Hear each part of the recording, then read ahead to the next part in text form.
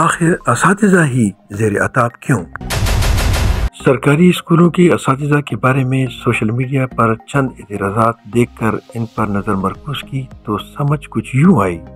کہ پنجاب بھر کے اسکولوں میں 1,10,000 اسامیاں خالی جن پر بھرتی تاحال نہیں ہو رہی، اور موجودہ اساتذہ میں ایک تو صرف ڈینگی سرگرمیوں کے لیے مختص ہوتا ہے، پھر مردم شماری اساتذہ کریں، پولیو اساتذہ کریں، ووٹ رجسٹریشن اساتذہ کریں،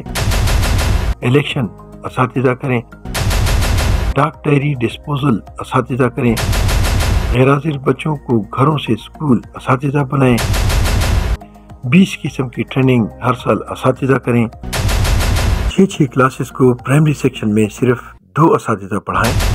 مرکز کے علاوہ کسی بھی اسکول میں سائنس ٹیچر نہیں، اس لیے آرٹس کے اساتذہ سائنس پڑھائیں، کئی جگہ 60 بچوں کی کلاسز کئی اسکولز میں کمرے تک میسر نہیں، سائنس لیب میسر نہیں، ایکوپمنٹس میسر نہیں، بچوں کے پاس بستہ کاپی پین موجود نہیں،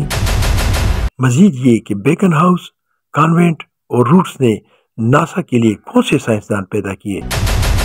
یا انقلاب برپا کیا؟ جی ہاں، انہی اساتذہ نے زینو ٹرانسپلانٹ کے ماہر ڈاکٹر محی الدین، ایئر مارشل نور خان، ایم عالم، ڈاکٹر ادیب رضوی، احمد ندیم قاسمی، احمد فراز جیسے لوگ پیدا کیے، مگر اب حکومت سوائے پڑھائی کے ان سے ہر کام کروائے تو پھر اساتذہ کیا کریں؟ اور ایک تنقید یہ بھی نظر آ رہی ہے کہ اساتذہ اپنے بچوں کو نجی اسکولوں میں پڑھاتے ہیں، تو سوال یہ بھی ہونا چاہیے کہ کیا وزیر تعلیم، سیکرٹری تعلیم اور وزراء اپنے بچوں کو سرکاری اسکولوں میں پڑھاتے ہیں؟ اگر اساتذہ اپنے بچوں کو نجی اسکولوں میں پڑھاتے ہیں تو انہیں علم ہے کہ حکومت اساتذہ کو پڑھانے نہیں دیتی،